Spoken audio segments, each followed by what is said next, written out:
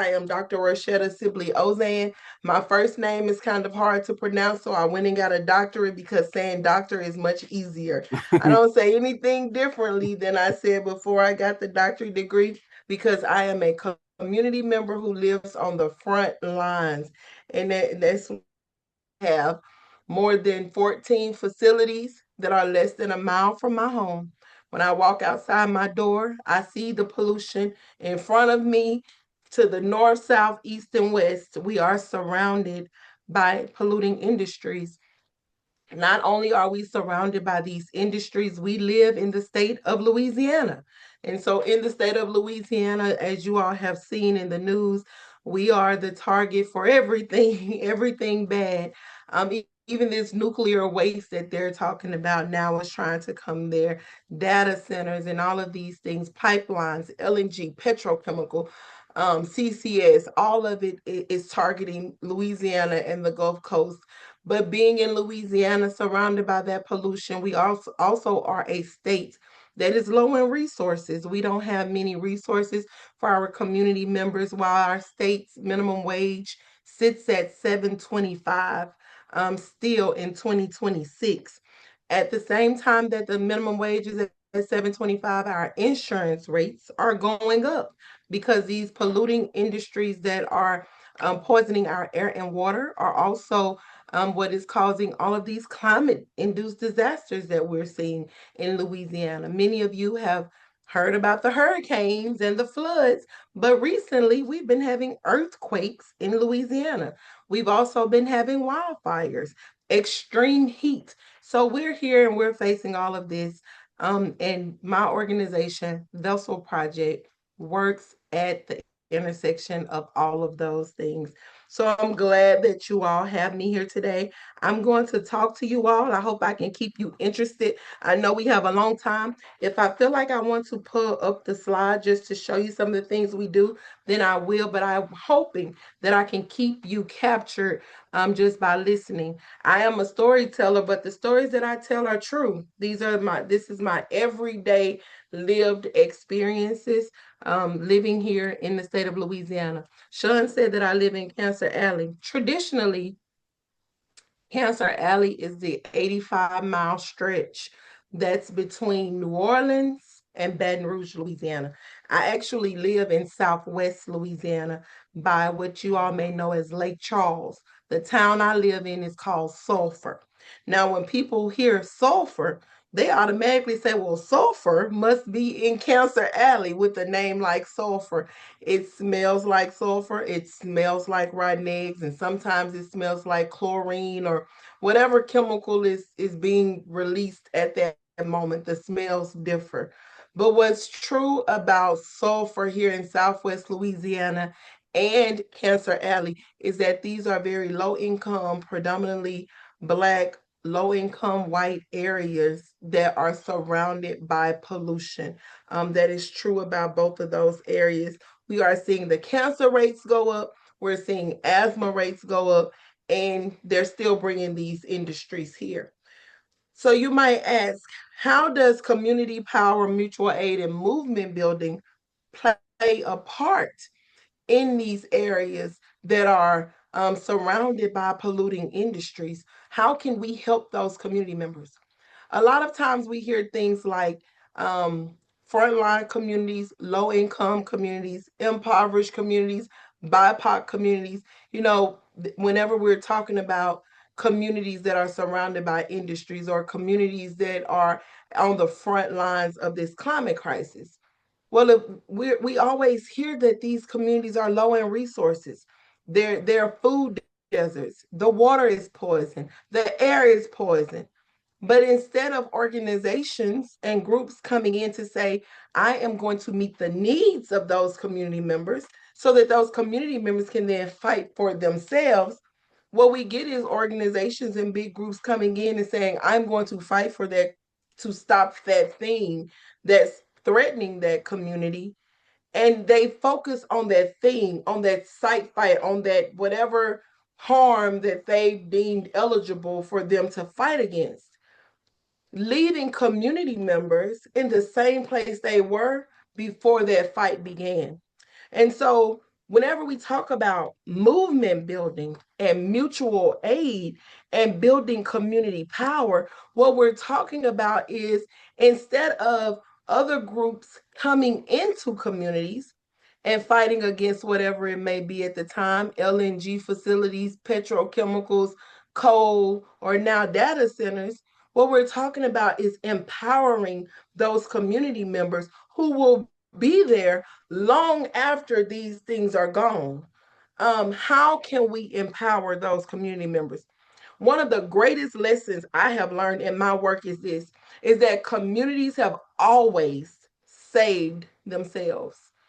Believe it or not, when there is a target on a community's back, we assume that the community knows the target because the community is still surviving. So we assume they must know this LNG facility is coming in. They must know what LNG is and they must know the dangers of LNG. Well, many times those community members are just in survival mode.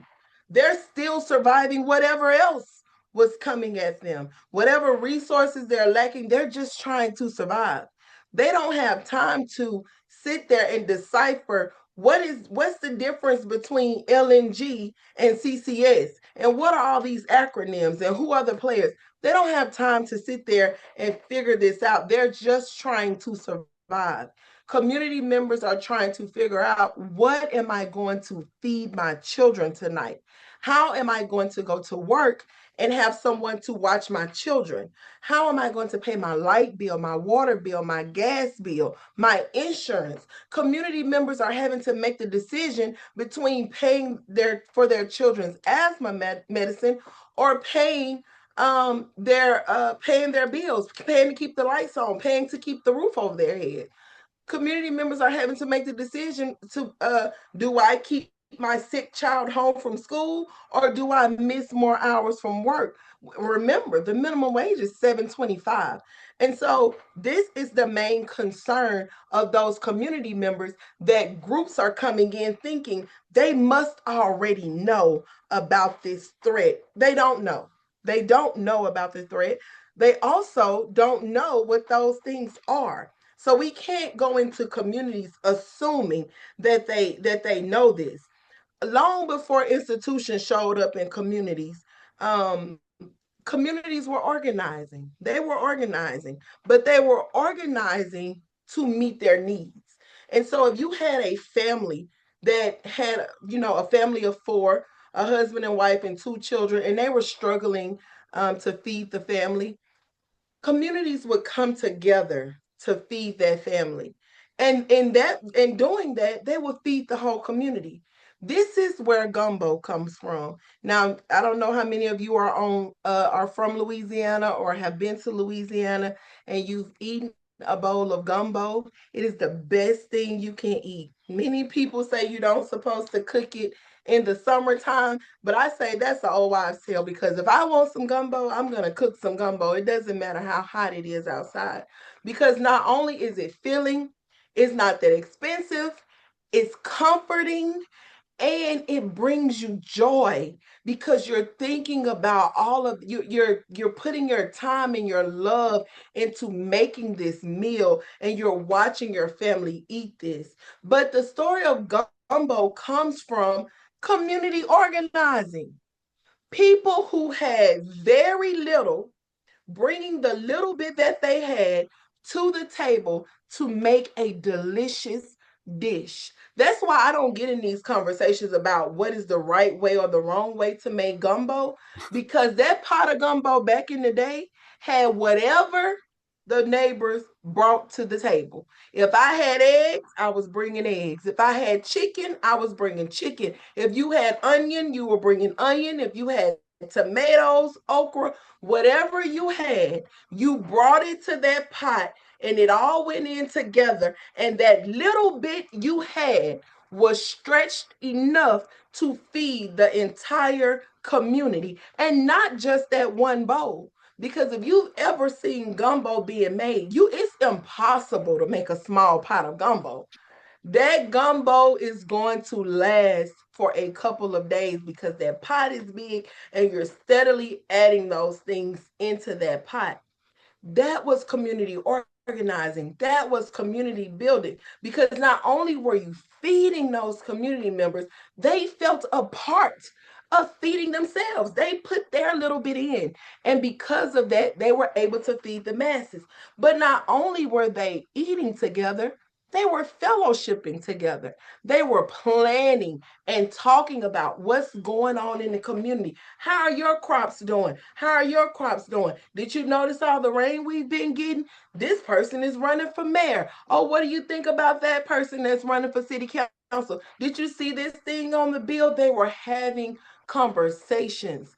This was community organizing. But community organizing didn't even start at the pot of gumbo. We can go back even further to Jesus Christ. Jesus Christ did not do his work in the church. Now, whether you're a Christian or not, if you've read the Bible, Jesus did his work out in the community. He showed up and he never showed up empty-handed. And when he left, people were better because he was there. And if he had a little bit, he was able to stretch it and make sure everybody had enough. He fed people before he talked to them about anything, before he taught anything. He made sure the people's needs were met. If you couldn't walk, you were going to be walking before he left. That is community organizing. That is power building. That is caring about the community. And that is what we have gotten away from. Now, organizations want to come in with a spreadsheet, with goals, with targets. We want to stop XYZ facility from coming here. We're going to do everything we have to do to stop XYZ facility as long as we're getting funds to stop XYZ facility.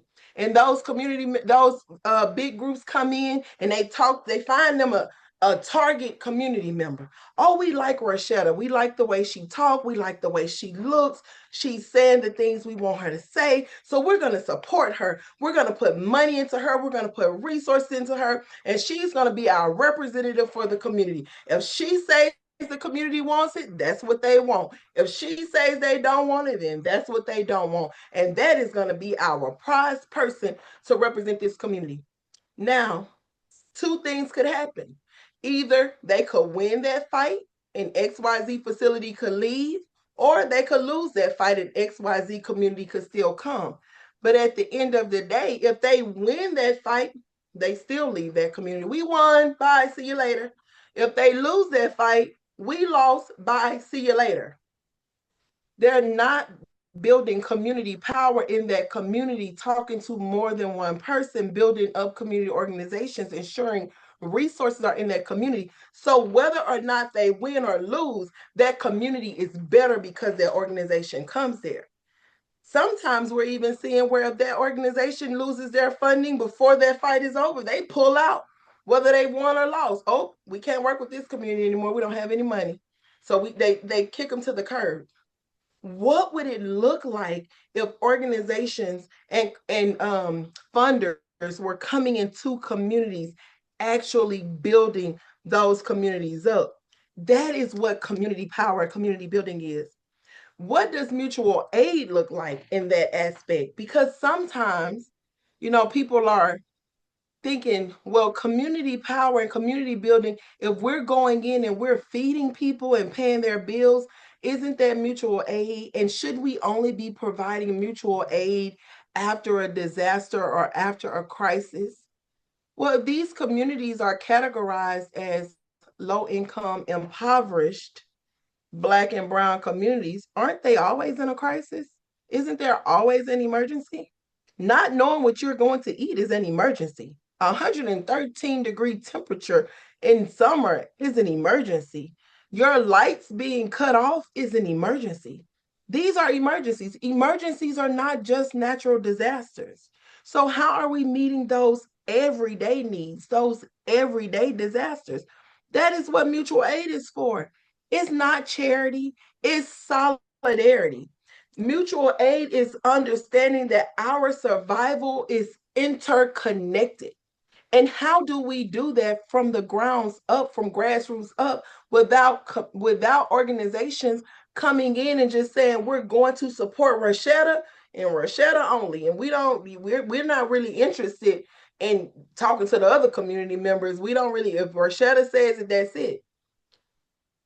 As opposed to that, if you're going to come in and support Roishetta and the work that she's doing, and she is the person that you're talking to, have Roishetta, that community representative that you found, bring in more community members. Hey, Roishetta, bring more community members to the table. And when those community members come to the table, hey, you 5 community members, bring some more community members to the table. Keep bringing them to the table, asking them, what do you need? What is needed? What do you need? How can I help you? Ask those questions and allow community members the opportunity to answer. Don't assume the need. Don't go into a community and say, oh, this community needs solar, when that community doesn't even have access to fresh produce. Ask them, what do they need? What do you want for your community? How do you want your community to grow and thrive? Stop just finding one person to support. Find ways to bring other community members to the table. Because when you bring those other community members to the table, you get a different perspective. And it gives an opportunity for that community to grow and for that community to be built up to fight for themselves. Imagine this. If you went into the community and you provided the basic needs of that community, food, safe shelter, safety, imagine how hard that community would work to protect those things that they now have that they did not have at first. This includes fighting against whatever harms are coming to their community, whether that's polluting industry, whether that's an elected official that's going to try to take those things away. They're going to get up and they're going to fight to protect those things that they have helped to bring there. They played a part in. I'm a part of this community. My community needed sidewalks. I was at the table and I said, we want sidewalks. I helped this to come. Sean, you are not going to be elected in my community saying you're going to get rid of these sidewalks, because I know we need them.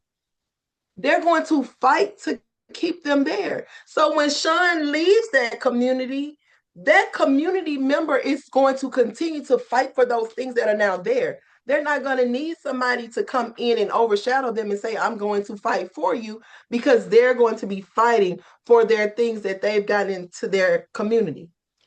Now you see, whenever Sean, I'm just using Sean's name because he's on the screen, comes into the community, he finds Roishetta and he said, Roishetta, we want to fight against plant XYZ. And Roishetta says, okay, let's fight against that facility. And Sean says, okay, this is what we want to see. We want that facility to be gone completely. We don't want to hear. That's a win for us. Well, a win for the community might also be housing that facility or getting that facility to provide some of those resources that they need.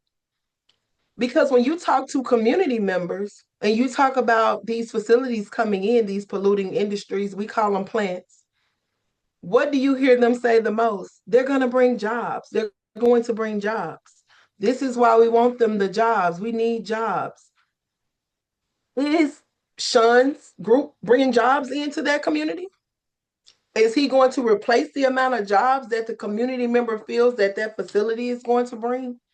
How are we looking at that when we're going in and we're saying we're helping these communities? How are we replacing what they call incentives that are coming from what we feel is harming them?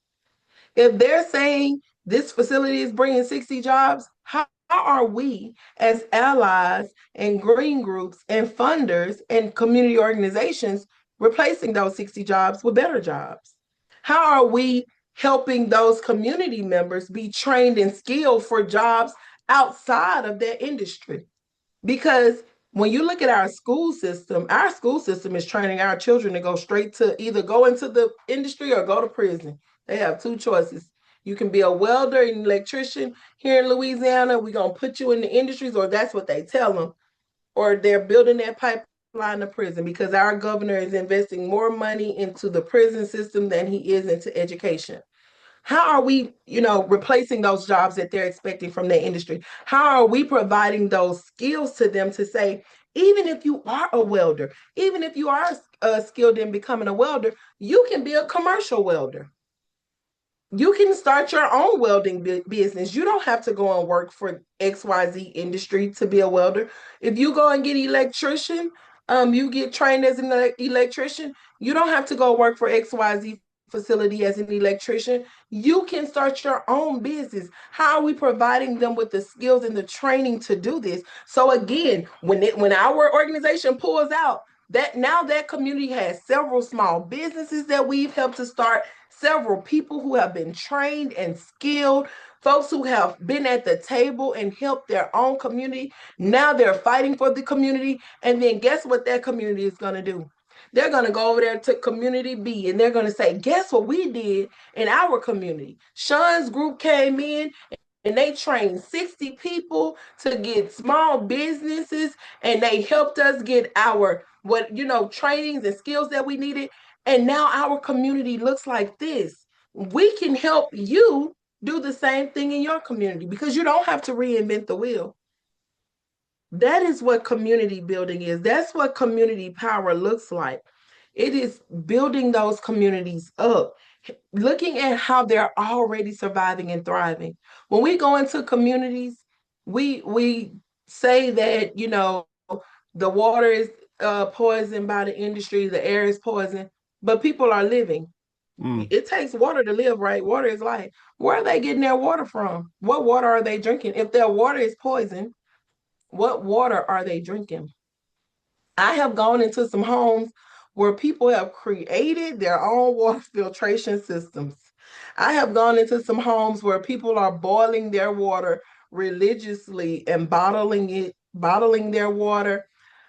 People have purchased these filter systems, but also people are purchasing bottles of water.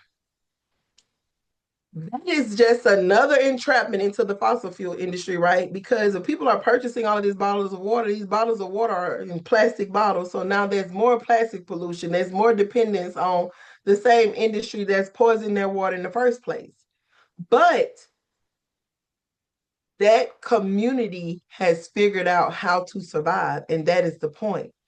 These community members know how to survive and thrive in their community. They have created workarounds to their issues. Why aren't we amplifying their solutions? So if their solution is to go and purchase cases of plastic bottles of water, and we know that the plastic is poisonous, and we know that this is going to lead to more plastic pollution, how are we helping them to say, listen, you're purchasing these plastic, and how are we connecting those dots for them? This is where this plastic is coming from. It's still tied into this industry. This industry is the reason your water is poisoned. Making it plain for them to understand. You're spending $50 a month in plastic water bottles, yet you're paying a water bill, but you can't drink that water because it's poison. But you don't want to fight against this industry because of the jobs, but yet that same industry is the reason why you're having to purchase this water. How are we connecting those dots for them, but at the same time amplifying their solution, because they're purchasing that water is a solution to their non-drinking water problem. How are we solving that for them? How are we providing drinkable water to their community? Because they're going to look at you differently if you say, I have a solution to your problem. You don't have to spend $50. This is how we can help you not bring more plastic pollution into your community. It's not rocket science. Look at the problems that are in that community. How are folks working around it and surviving and thriving? And how can we amplify their solutions, help them turn their solutions into better practices so that they can continue to survive and thrive in their own community? But that's movement work. And when we talk about movement work is not easy, because we just think, again, if I'm an organization, if I'm a big green group, if I'm a funder, all I got to do is go in that community, find one person, stop this facility or not stop this facility, leave that community, go to the next one. I just got to check a box. That is not movement building. It is not, movement work is not easy. It requires endurance. It requires healing, healing, healing, because these communities are hurt. They have been hurt for a long time. They are figuring out how to survive and thrive. Some of their solutions are revolutionary. Some of their solutions that they don't even recognize are entering them into a further dependence on fossil fuels, but that's where we come in. That's where we bring in the science. That's when we bring in the stats. That's when we bring in the facts. We bring their solutions to the table and we say, hey, look, this you're doing amazing. This is an amazing way to survive. But think about it this way. What if we did it this way? How can we help you cut costs? How can we help you cut pollution? How can we keep you from having to continue to go to the store and purchase this every month? How can we make this last longer for you? Movement building also requires accountability. Accountability on both, on not just the industry, because some of our groups and organizations can be harmful as well. Because again, we're going in as sunshine patriots. We're going in and I just come to save the day. And then whether we save the day or not, we go back to where we come from. We're not connected to that land. We're not connected to that culture. And so we leave them trying to figure it out.